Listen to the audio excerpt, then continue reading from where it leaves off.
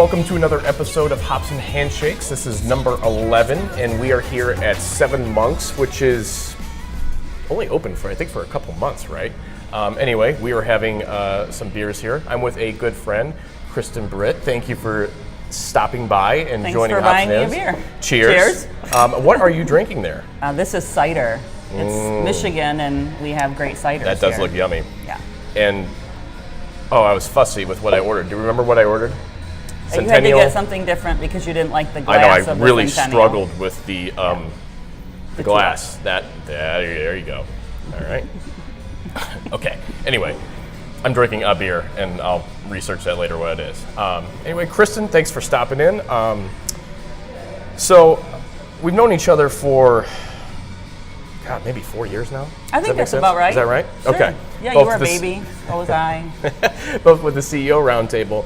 And of the many things that I do admire about you, the most thing that comes to mind, and maybe you can talk about this when you tell us a little bit more about yourself, is the complete shift in careers, right? Like, that's hard. Like, how many people do you meet where they're like, wow, I would love to do this and this, but I've gone to school, or I've been at this job for 10 years, I've done that, then I just don't see myself changing. So and you did it. And that's awesome. So, well, as you tell a little bit about yourself and your bio and what you're doing now and all the stuff that you're doing here in West Michigan, touch on that process for us a little bit too. Okay. Well, I'm happy to. So, currently, I'm an attorney, and I'm the managing partner for my firm, Britt Morant PC. Yes. We currently have 3 attorneys and a business manager for the firm. And we're in the process of growing into a satellite office in Spring Lake, which is under construction. Yes. And hoping at that point we'll be adding a lakeshore attorney. So things are growing, and that's really good. I was licensed in 2009. And prior to that, was in a couple of different careers, but they really were the same pool, the same bucket. And so I invested a lot of time and energy into that original bucket, I think, which is part of what you're getting to is when you invest so much time and energy and money into one area, it's really hard to make a significant shift into something else that's also going to be a lot of time and money and effort. Yeah, you look at the rearview mirror and you're like, God, I've come all this way, I've done this, do I really want to change? And especially going into law, it's not like I'm switching over, I'm going to be a lawyer now. Like, you had to go back to school and do all that kind of stuff. A 2-day bar exam is the capstone for quite a few years of hell. So.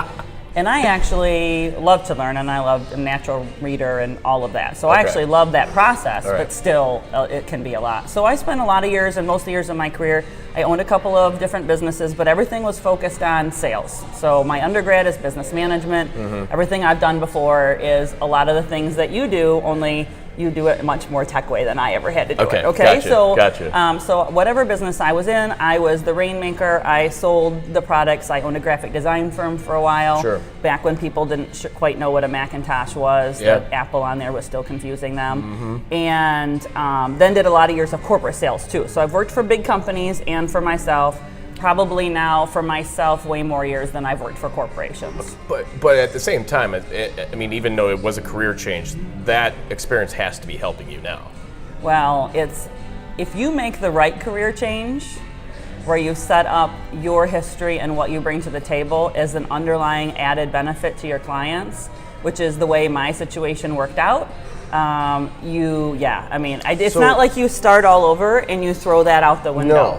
So what I did is I tried to figure out, let's back up one second. Sure. So when you're in 8th grade and they make you stand up and say what you want to be when you grow up.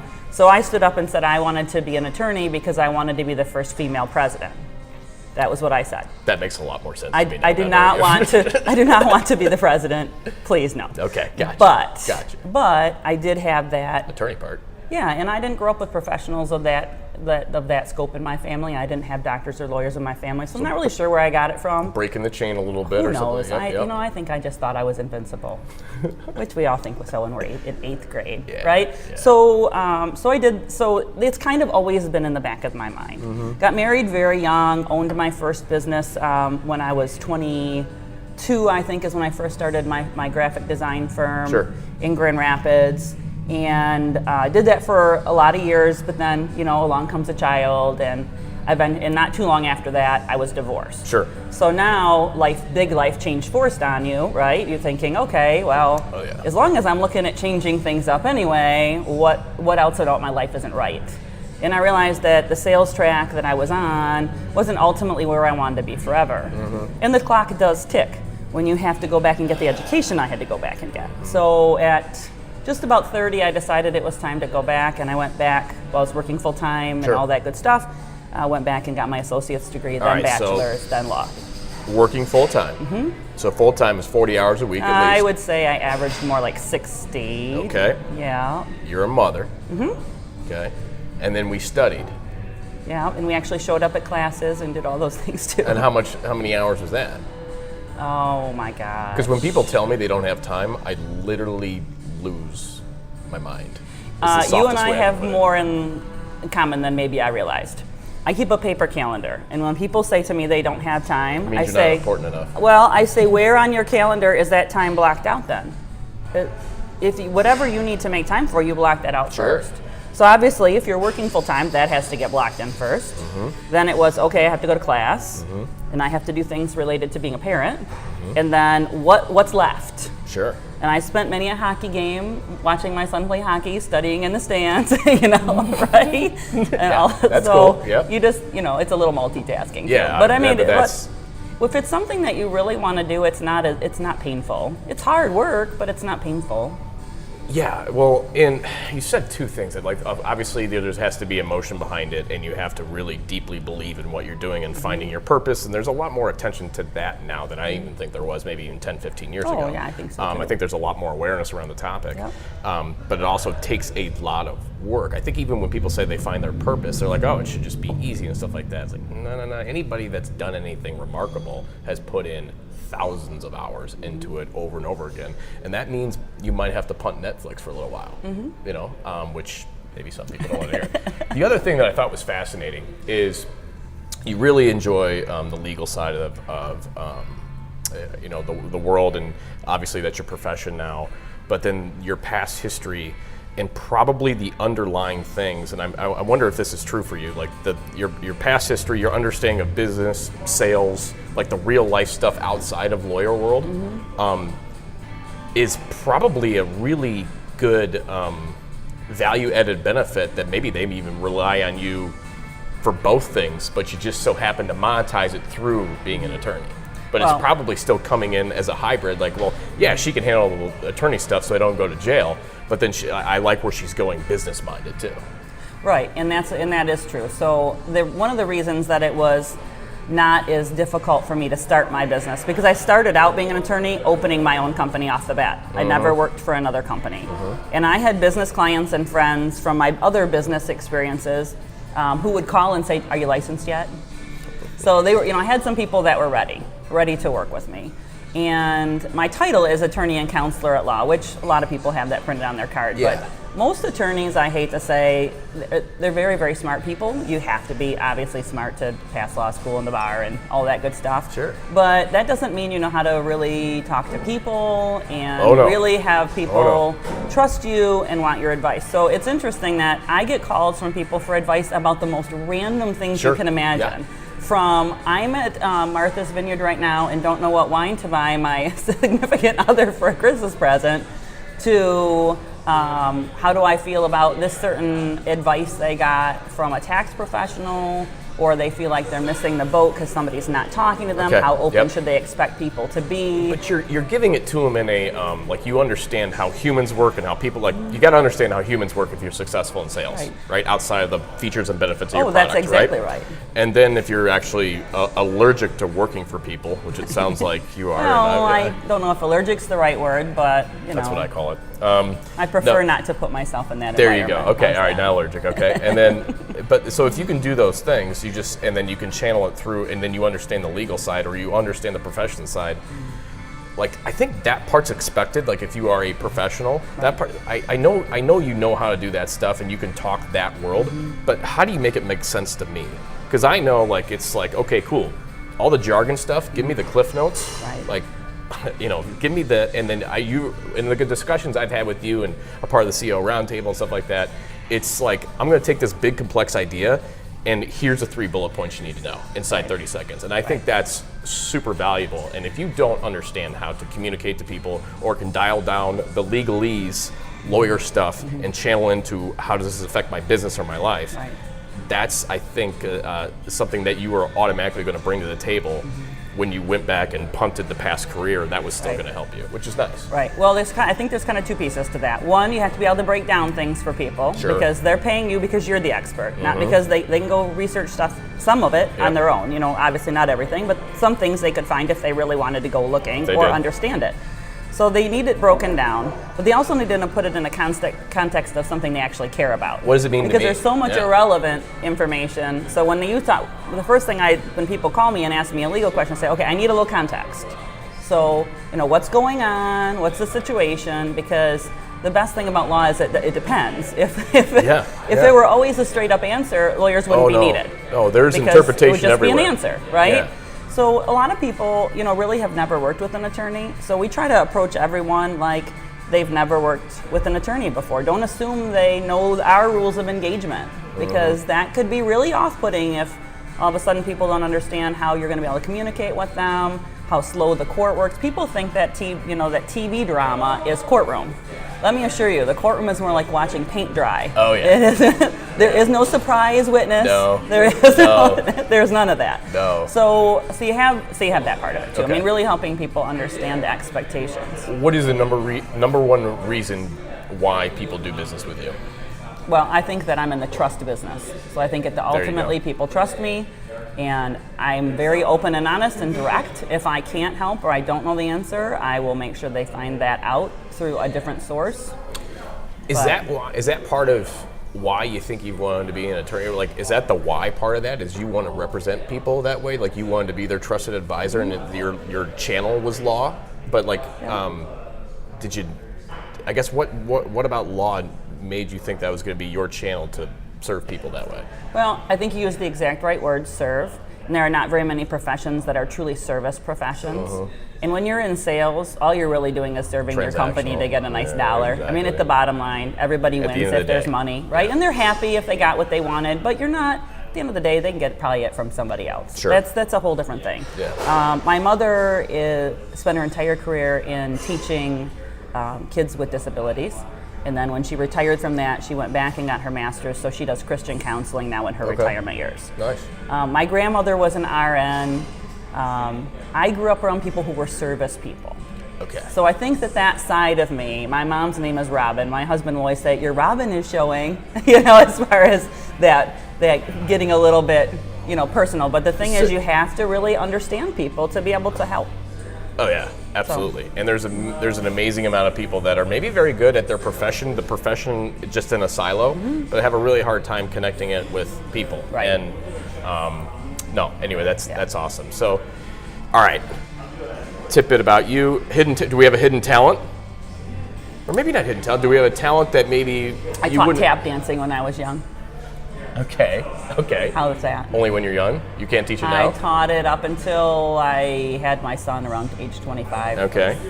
Yep. And what about this MC thing we like to do?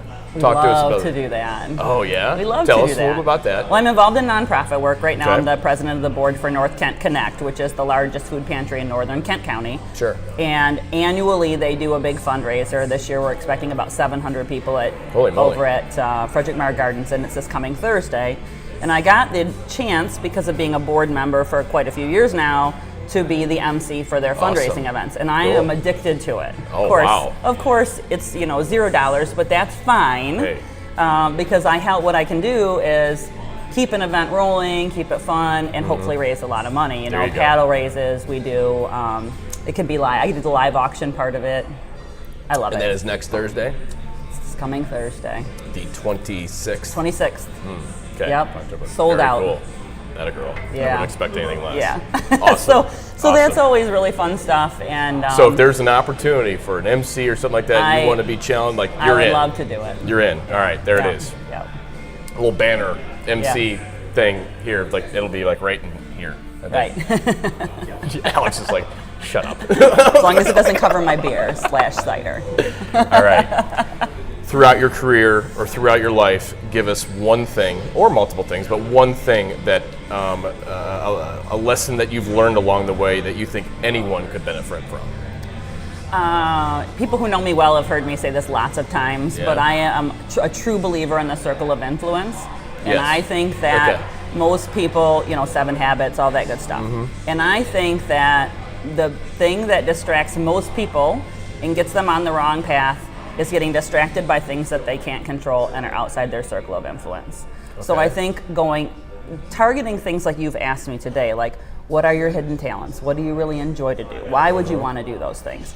Instead of worrying about extraneous things that you can't control. Everything in my life has not gone perfect. If I spent every day focusing on the things that have gone wrong, then I would probably not get out from underneath my covers in the morning. And any one of us could probably say that. Sure. So but you have a choice in how you interpret that information. Yes. And how it influences you. Right. It can be right. It could be the worst thing in the world and I'm going to go pout. Right. Or it can be, cool, I got the bad day out of the way. The next one should be better because that sucked yesterday, so it only is going to go up from here. It's all a matter of mindset. Right. But when you talk and about figuring influence, out, well, if something bad happens, is it happening to you or are you part of the problem? Okay. So if it's something that's happening to you, speeding tickets, but I did get a parking ticket the other day. 110 everywhere, but I keep getting speeding tickets. You don't know. Breaking the law is not a good idea. There you unless go. you want to pay. There's a softball for you. There you go. So if you just want to keep paying. And I don't do that kind of law, so don't call me for that. No, there you go. We won't. Don't waste your one call from jail on me. I will make sure I'll give you a different number for that. Yeah, there you go. But seriously, I think when things are happening and what's going on, when you're trying to figure out what you're going to do about it, if you're spending all your energy on things you can't influence anyway, then that's really a waste and a spinning of wheels, and it can be frustrating. And so the more you do that, the less you accomplish, and then the more you get frustrated and the less you accomplish, and it's just not productive. Yeah, so when you say circle of influence, I almost think of like the people you're hanging around though too, your environment, right? Well, it can be, but you can have an influence on things much greater than yourself too. But you have to be realistic about that. Set lofty goals, but make sure they're attainable.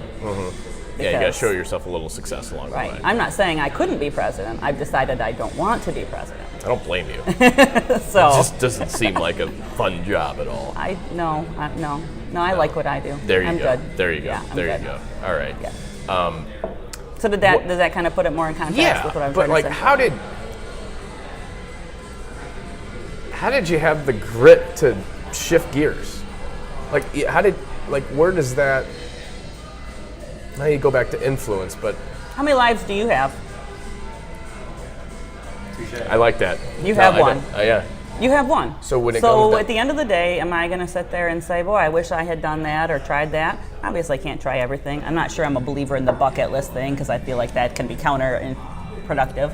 But at the same time, there's things you really want to do. You have an obligation to yourself, really. And I had an obligation to my family to better my situation. So I used to travel a lot, and I was in the building products industry, and I started telling a few people, even though they were my clients, and I remember sitting in Charlotte, North Carolina at the Hilton, that's kind of university area, I think, of Charlotte. And I'm sitting next to a gentleman who was the president of the company that was my customer.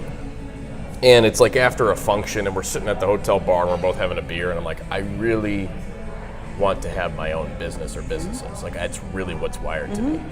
He goes, really? I go, yeah, I read about it, I've tried little things here and there, but I haven't really stuck it. And he goes, you need to stay after it. I said, yeah, I've heard that before. He goes, no. He goes, you owe it to not only yourself, because you owe it to this country that if you're destined to do that, we need people like you to create jobs. So you better effing do it. Right. This is what this old guy told me. He's like, no, I'm not playing around. Right. I'm not going to tell you to feel better. Go ahead. Right. Like if you don't, right. I'm going to come out of retirement and hunt you down. And you're disservicing us all. I know I'm in Charlotte and you're in Michigan. I know how to planes find my go way. there. Yeah, exactly. But it was the first time when somebody like, no. If you don't do that, and then I'll say the follow up. There's a person that we listen to that's very good at marketing, and this is a Gary Vee line. He spent time in his career going to visit people in their 80s and 90s, and he goes, the most painful thing you'll see in their face is regret, because when you're there, it's over. Like you don't have the energy, you don't have the willpower, you don't have the abilities that you have today when we're younger to go do it. So it's almost when you said the one life. You have one life, or you have how many lives do you have? I did the math for me. What I think it's one. Yeah. And then it made me think of like that. If you struggle with motivation, it's gonna suck. Think about what it's gonna be like 30 years from now when you wish you would have done it. You know. Cool. Also, he says one thing that sticks with me as well, and that's when he gives the statistic about the fact that you're even on this planet. It's like a 400 million to one, or 4 trillion to one chance. Right. Yeah. So exactly. Why are you wasting time? Right. Yeah. Exactly. Yeah. It's a blink. Regretting or Yeah. And I think it stops from a lot of people are like, well, what if I fail? What are other people going to think? What if you don't? What if you don't? What if you don't? And I know I can tell you, I personally struggled with the I'm going to fail. Or I would overanalyze the 76 things that could go wrong, and then finally say, well, what if it could go right? Yeah. You know, what if it could go right? Well, when you sit and you tell people what they should do, I find it's not very effective. When you ask them so they have to tell themselves what to do, It's that's far pretty more darn effective. Yeah, exactly. Yeah. So what do you think we should do now? Okay, I get it. I get it. You're like, all right. How many lives do you have? I didn't have to tell you how many. You knew. You got Yes, it. you got it. Yeah. Very Yeah. cool. All right, so you're 18 years old. Oh, and not anymore, but thank goodness. You get to do it. You get to thank goodness. Or, so whatever. You're 18 years old, or you're. What would you tell the 18-year-old self, or what was one of those things that those tidbits that somebody told you and you maybe ignored it, and now you're looking back, you're like, they were right, or any of that, in that framework. So we have something that is all encompassing for everyone, but go back in that time. You're 18 years old. I don't know about you. I was pretty invincible too. Like you have life was so like you knew a lot more when I knew a lot more when I was 18 than I do now. I knew everything when I was 18. Yeah. Now So- I know everything I don't know Exactly. pretty well. Yeah. Exactly. So what would you tell yourself or child? Oh, 18 was a very strange age. I was already getting engaged. Probably would have put that off if I'd have thought about that. Yeah. Which also so I put off college right off the bat because of all of that. You know, I've thought about that before. Would I have told myself, just stick to the program? I had a full ride scholarship to college. I should have done that. Should have this. Should have that. Sure. But go back to your thing earlier, and the reason that I have the clients that I have and the trust relationships I have is because I have the experiences I do. If they had been different experiences, then I could be potentially a very different person. So. Sure. I'm also a very religious person, so I think ultimately if I had been 18 and had a little bit more of a feel now of what I have now, which is that keep doing the right things and things will be all right. Instead of worrying about, I was very much a worrier when I was 18. Very worried about what the future was going to be and what was going to happen and struggling with decisions. And if I had had just a little bit more confidence in myself to say, you know what, you're going to make the best decision you can, and then you're going to build on that. Can't undo what happened 5 seconds ago. So I completely agree. I call it like operating in the gray area, to where there's many things you do in business or anything like that, or in life, where you can't see the end result or the bucket, the pot of gold, figuratively, at the end of the tunnel is not right there. It's not box in, box out. Right. But if you just keep doing the right things, even though you really can't visually see exactly what it's going to lead to, it just has a way of working it out. And back to your religion part, you're not supposed to know. that's right. Yeah, you're not really supposed to know. All you do is do the right thing after. And for me personally, I think I piggyback on that. I would have done more and analyzed less.